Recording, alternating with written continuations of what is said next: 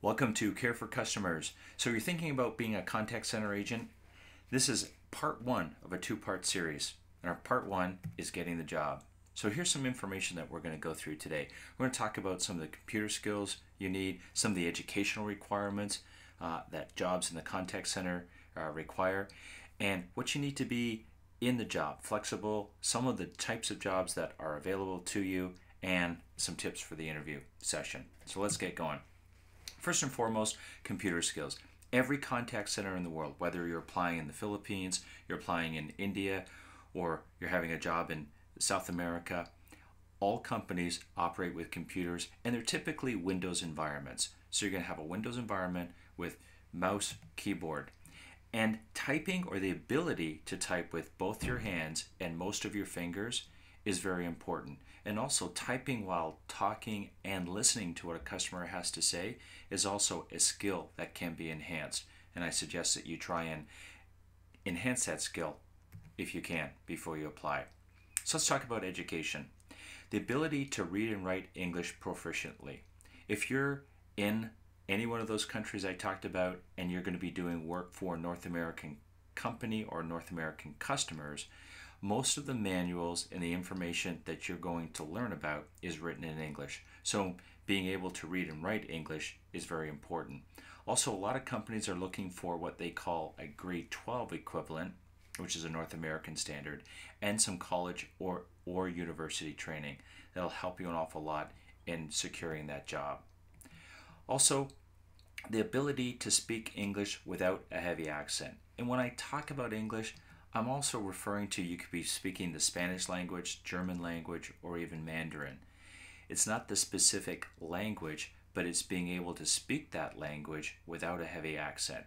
So that means when you're talking with customers, you shouldn't be hearing from them, "Excuse me, could you repeat that? Pardon me, I didn't hear you," or "I didn't understand you." That's what I mean by not speaking with a heavy accent. You need to be articulate. What else do you need? You need flexibility in this job. If you're working, as I said, in the Philippines or in India, you are probably going to be working in your overnight hours. So 2 a.m., 4 a.m. in the morning, and just that is a difficult period of time to work. So you need to know that from the start. But those hours could change. We'll talk a little bit more about that later. Also, from a flexibility perspective, your work is going to be in a very controlled environment. You're going to be told what days to work, what times to start work, when your breaks are going to be, how long your breaks are going to be. And so it's very, very controlled, and you have to just be aware of that. And there's going to be times throughout the year that people are going to, your supervisor, your managers are going to come to you and say, "I need extra hours from you today," or "I need you to work another shift." So be expecting of that kind of activity. What else from a flexibility perspective? You're going to be working at a desk for extended periods of time, maybe up to even 4 hours at a time. So if you're the type of person who can't sit still and you get fidgety and you have to walk around and move about, you might want to consider this is not the right job for you. You are going to be confined to a desk, and so that's going to have to be an important part of your decision-making process.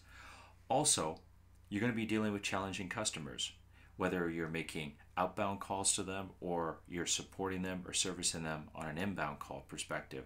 They are sometimes going to be upset because of the product or service they purchased is not working for them, and they are going to say challenging words. What you have to do is not take it personally, that they're not really kind of challenging you, but they're just challenging the organization or the process or the procedure. So your ability to deal with this is very important. It'll mean you're going to be a lot more satisfied in your job if you can not take these kinds of conversations too literal. So let's talk about the different jobs that are in the contact center for new hires. So I've got a list of 5 here. Let's go down the list. First job is outbound sales. This is where you'll be calling customers or potential customers to sell them on a product or a service. So you have to have a good sales initiative. You actually have to like sales. And if you don't like sales or you're not a sales type person, then I strongly suggest don't apply for those types of jobs. Even though they may be easy to get, you're not going to be happy. You probably won't be successful. And so it might be a waste of your time. Try one of these other jobs. Let's talk about inbound support. This is where you're taking calls from customers, talking to them, and providing them support or service on a product that they have purchased. And the skill factor here is that you have to follow a lot of processes and procedures that are outlined by the company that you work for to do the job effectively. So you'll have the rules in which to engage the customer, and you have to follow those processes. E-care support is where you actually are communicating with customers through the written word. So you're typing responses back to emails for them. Again, in a support or service environment. Now, the skill factor in this job is have to have very strong language skills. So good grammar, good spelling, good typing ability is key for those types of job. Chat support, very much like e-care, same type of job. A lot of it is typing, supporting customers. Again, chat's even a little bit more difficult than e-care because you would be dealing with 2 or 3 customers at the same time. So you have to be very dynamic in switching conversations back and forth with different customers at the same time. So that takes a little bit more skill set. Back office support is primarily dealing with forms, applications, coupons, things like that, where you will spend a lot of your time typing information and working through a process workflow. So in this job, the skill factor is accuracy. Had to be very accurate, be able to get the forms or applications completed first time. But the job also has a lot of repetition to it, so you have to be aware of that as well. So let's move on to the interview. So first and foremost, look neat and professional. I can't stress this enough. If you're going to walk into a place of business, you want to look like you are there to work that day, and you want to meet their dress code. So you can never dress too well. You can always underdress. So look neat and professional whenever you're at the company or in an interview. Don't bring friends or family. You may have some people that you have to look after during that day. If you can at all possible, find someone else to look after them or have them wait outside the building. But bringing other people into the interview doesn't set a good example. You want to look like you're an independent business person, so being able to come in by yourself is important. Turn off your mobile before you even get into the building. You don't want to be interrupted at an important conversation or a meeting by your cell phone ringing or by having a text message come in. So turn that off. You're mostly focused on getting the job. Remember to say please and thank you and I appreciate your time, and thank people that you will meet, the receptionist, other people. It's good to be polite, and also you never know what that receptionist or someone at the door may say to the person who's interviewing you. So don't lose that opportunity to be nice to people. Also, bring a couple of pens and a pencil and some paper.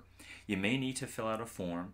You may actually need to take down some information with regards to where your next meeting may be, or if you might have to take a test. And if you have a pen or a pencil, that will distinguish you from other people who bring nothing, and it shows you that you're prepared. Also, in your resume, always bring a copy of your resume, and if you can, bring it in an envelope. What that does is it stops it from getting dirty, it stops it from getting wrinkled, and it's a more professional way to hand over your resume or your CV to the interviewer. Some other points. Smile. Look and act enthusiastic. There is nothing more compelling than someone who is positive and is happy and is agreeable. So if you can smile and look enthusiastic, it'll be helpful to you. Here's another good point.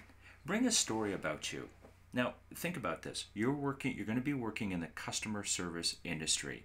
And so that means that you probably like helping people or assisting people.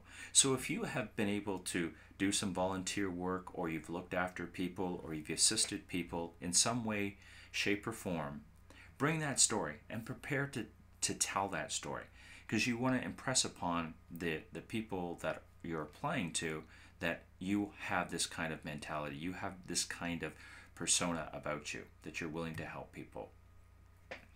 Last couple of points, know something about the company you're applying to. What do they make? What do they sell? If you show some interest in the company that you're applying to, I will guarantee you they will show some interest in you. Okay? So that's it. I hope this has helped you. Good luck in the interview. Now, if you get the job, and I sincerely hope that you do, come back and watch Thinking of Being a Contact Center Agent Part 2, and we'll talk about what happens in training. We'll talk about after training, some of the things you can expect, and why this is a good career for you. Thanks.